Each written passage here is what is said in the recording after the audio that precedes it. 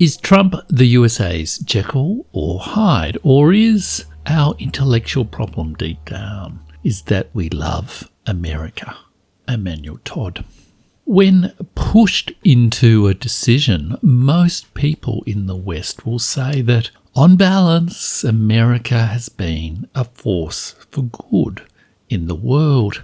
Historians follow suit. When I interviewed Felipe Fernández-Armesto in 2023, he said precisely that, echoing the wisdom of his history books. But daily news and deep reading of history make that judgment harder and harder to sustain. This week's history book recommendation, Aaron Good, American Exception, Empire and the Deep State, 2022, makes a compelling case for guilty before the jury of world opinion. But Good remains within the intellectual trap created by our emotional attachment to stories that, despite all the abuse, the USA has a good heart. When someone you love does something evil or wrongs you violently, you face a moral, psychological and intellectual dilemma. When the fist strikes your face, you tell yourself, he is not the man I loved. It is Dr. Jekyll doing this violence. Mr. Hyde, whom I love, is on balance a force for good in the world. The wronged party cannot escape the abuse unless they admit that the violence of Dr. Jekyll and the sweet words of Mr. Hyde come from the same psyche. So too the world faces a problem today. The wrongs that America does in the world come from the same psyche that whispered sweet nothings in our ears for decades. The USA was our indispensable nation.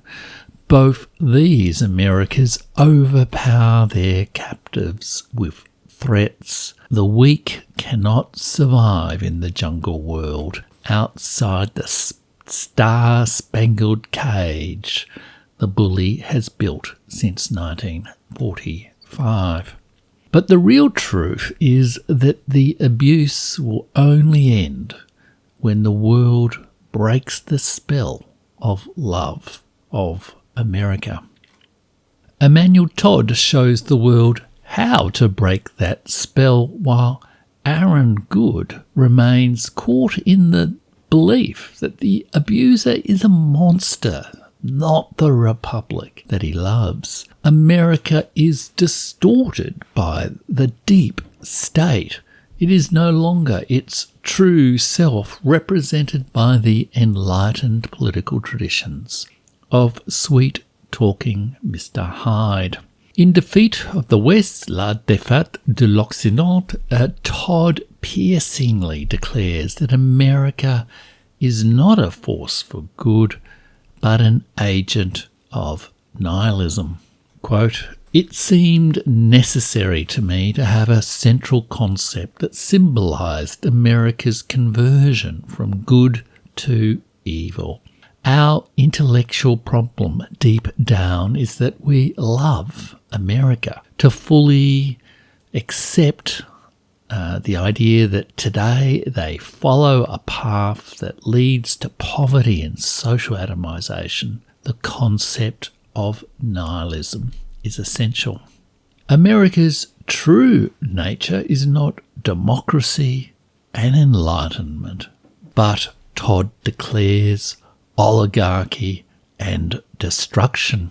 The abuse of the world is in its nature, fixed in its culture and rooted in its tearing social fabric. Accepting this shift in perspective, Todd argues, quote, allows us to understand both the Trump phenomenon and Biden's foreign policy, the internal rot as well as the external megalomania, the violence that the American system exercises on its own citizens and on those of other countries.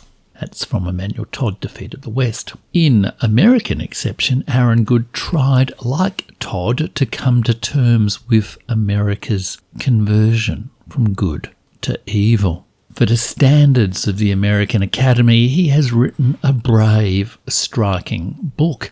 It forces us to revise judgments of the balance of good and evil that America does in the world, or at least the good and evil done by the American empire and its deep state.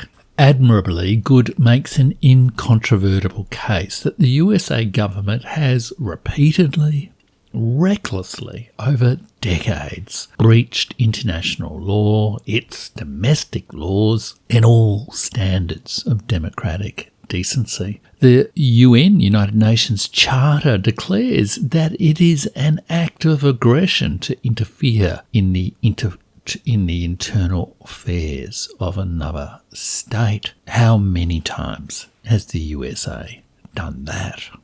He documents the extensive record of the USA declaring its acts an exception to this rule. Good documents that record stretching from the 1940s to the Reagan and Bush eras. He refers to how it continued under Obama and Biden. He would have shaken his head knowingly last week when Trump declared that the USA will own Gaza. This is what Good means by exceptionism. It varies the common argument about American exceptionalism. He makes an original contribution by arguing that the American government, or its deep state practitioners, have enacted in foreign policy rule by exception. The German 20th century jurist and political theorist Carl Schmitt argued that he is sovereign who decides the exception. Good argues that the American deep state decides the exception, the cases when it can freely breach the UN Charter and international law. By doing so, it acts as sovereign of the world. The United States operates as an exceptionist deep state, quoting Good, characterised by the institutionalised suspension of legal restraints and abrogation of the rule of law. In this permanent state of exception, the USA government, through the CIA and other agencies, commits lawless acts from assassination to regime change. These agencies operate outside the law as their own heads, like Michael McFaul and Mike Pompeo, candidly admit, to subvert other democracies and states in the service of American hegemony of the global capitalist system. Good argues that the government that commits these crimes is not who it says it is. It is a three-person Dr Jekyll and Mr Hyde, or in Good's awkward phrase, an exceptionist tripartite state. This monster comprises the public state, the security state, and the deep state. The public state is the liberal republic of the American Constitution, the good Mr Hyde who believes in freedom, democracy, and respects the rules-based order, both foreign and domestic. The security state includes agencies like the Pentagon, CIA, and FBI that exercise real power outside the largely fictional oversight of Congress or the President. They conduct illegal activities regularly and exempt themselves from the rule of law.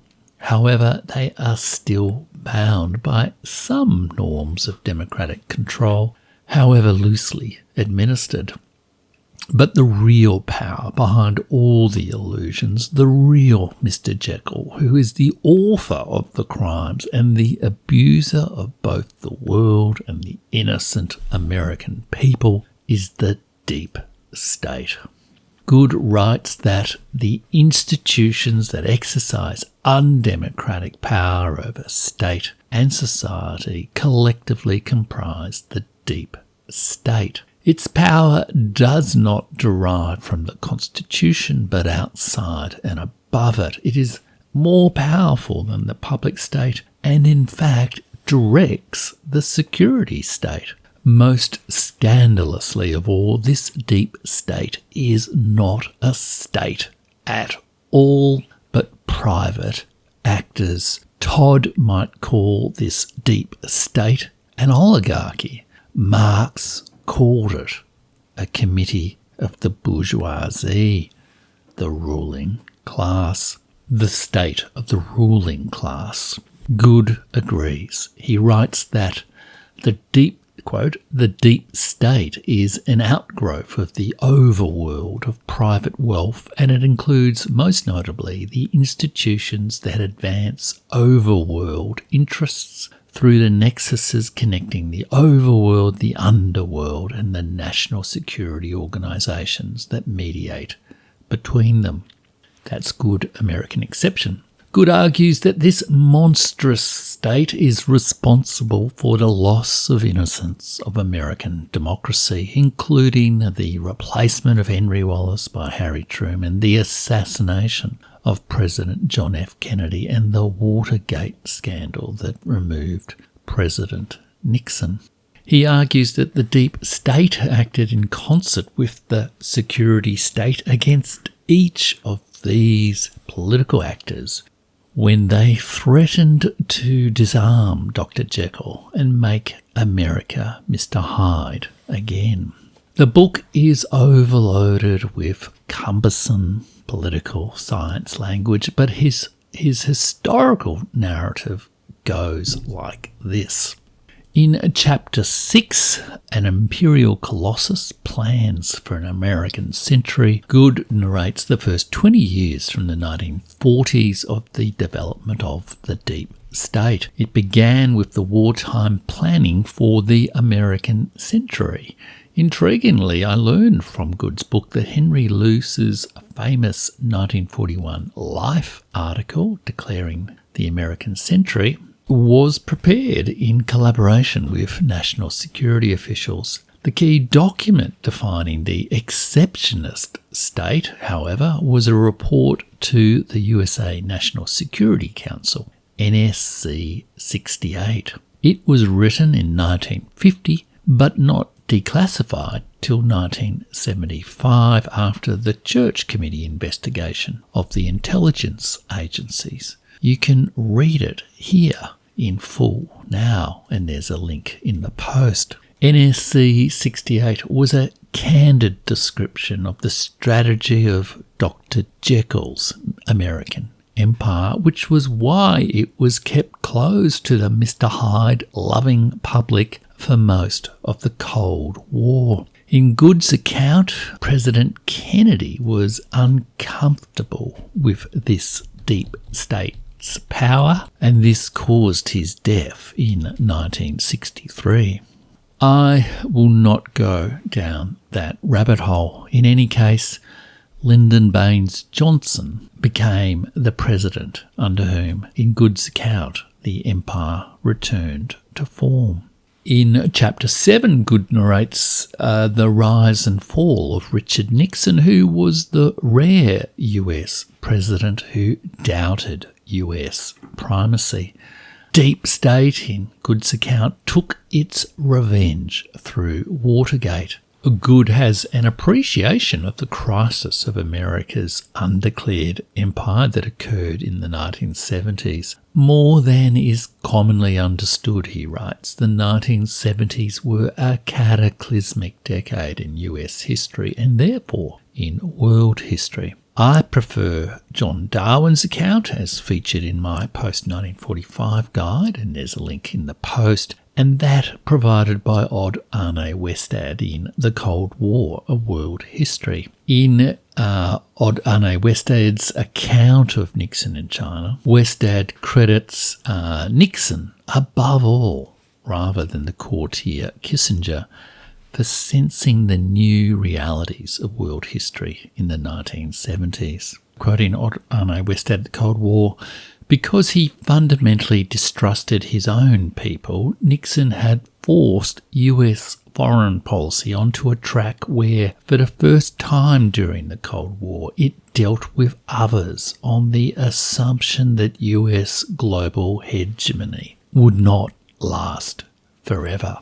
I will discuss this issue more in my deep dive this week, but the American deep state could not bear too much of this reality. From the mid-1970s, American primacy dawned again in America. Good documents its vision in the Powell Memorandum, written by later US Supreme Court Justice Lewis Powell. From the mid-1970s, American primacy dawned again in America. Good documents its vision in the Powell Memorandum, written by later US Supreme Court Justice Lewis Powell. You can read it here, and there's a link in the post to the source document. Good writes that this advice on how to counter the attack on American free enterprise system was, quote, a manifesto of the American deep state. One might even describe it as a deep state declaration of independence from democracy. That's from Good American Exception. Chapter 8 narrates the consolidation of the deep state through the Ford, Carter and Reagan administrations. It highlights the growing influence of the guardian elite, a term he uses or borrows from another author, across American political and cultural institutions. This guardian elite are the mandarins of US national security and corporate America.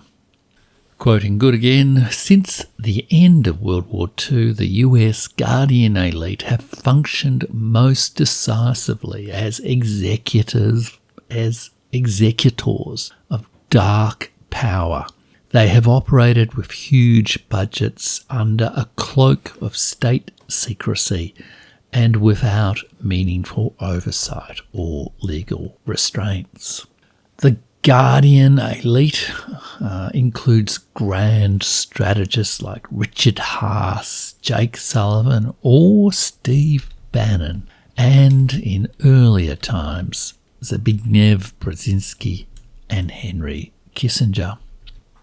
It was the latter dark soul of the deep state, who I will examine some more in my deep dive this week, who said, the illegal we do immediately, the unconstitutional takes a little longer.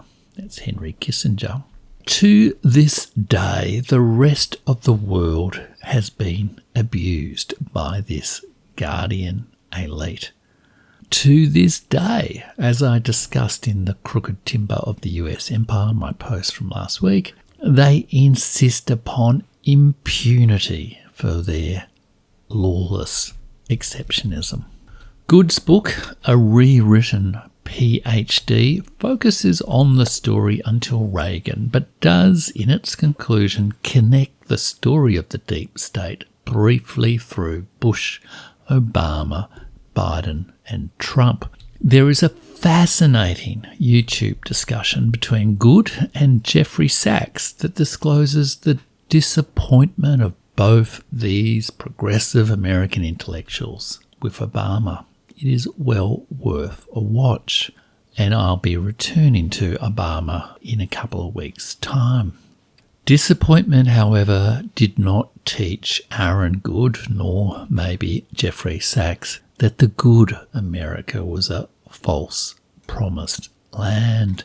In the final chapter of American Exception, Good restates his belief in the good Mr. Hyde. titled "Let Us Bring Light to the Dark Side," quote, Good summarises his belief in the audacious revival of hope in the American tradition, which Hannah Arendt also believed in. And there's a link to my post on Atlantic Romantics, How America Forgot Its Greater European Past, looking at Hannah Arendt's On Revolution in the post.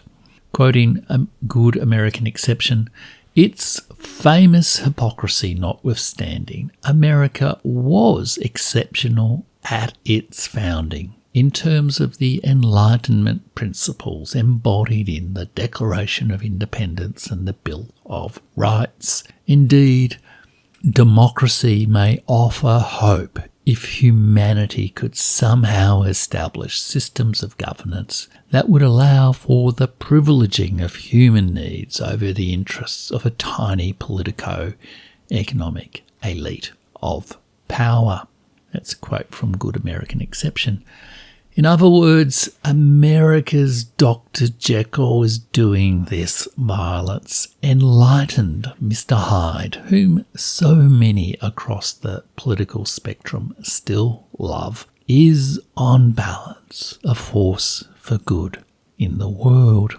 In Good's account, the deep state has twisted American democracy, does not express America's true nature, in Todd's words, of nihilism and oligarchy. As a result, Good's concluding grounds for hope read like consoling, wishful thinking.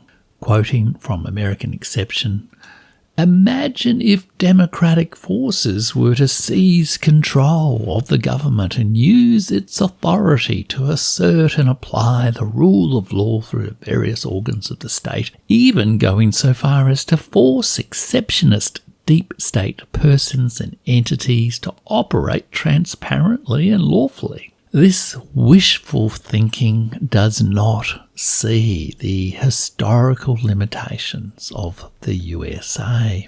And right on cue in his final sentences, Good summons the American dream of Western civilization and intellectuals untainted by Dr. Jekyll. Quoting American Exception, without fundamental redirection, the US is driving Western civilization toward a very grim future. American society must supplant the higher immorality which currently prevails. The master task of the 21st century scholar is to reacquaint power and wisdom. Despite its insights and documentation of American lawlessness, I left American Exception disappointed. I do recommend it for its history of repeated, intentional US violations of international law. But my advice is that Emmanuel Todd, The Defeat of the West, is a deeper search through the dark soul of the destructive American empire. And that deeper search does not believe in the idea of the deep state. In the chapter Le Bande de Washington, or the Washington Gang, Todd mocks the idea of the deep state. How can a deep state emerge from a culture that is so nihilistic, a leadership so shallow and devoid of collective ethos, and a society in such demographic crisis?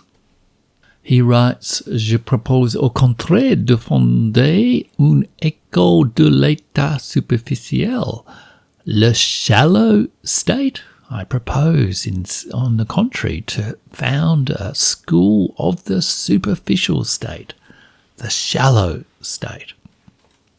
In Wednesday's deep dive, I will take up Todd's idea of the shallow state in the biographical case of the leading exponent of American foreign policy in the American century, who many regard as the deepest thinker and darkest war criminal of the American deep state, Henry Kissinger. I will suggest, contrary to Good's arguments on the deep state, instead that while Kissinger exhibited all the lawless, exceptionalist criminality of the American century, he was, in truth, a servile courtier of the shallow state. Don't miss it. The full read and audio will be available together with my guides and full slow reads for paid subscribers. And you can subscribe now if you're listening to the podcast by going to jeffrich.substack.com. And if you're reading this on Substack, why not also consider upgrading to a paid subscription right now? Thanks so much for listening. This is Jeff Rich. Until next time.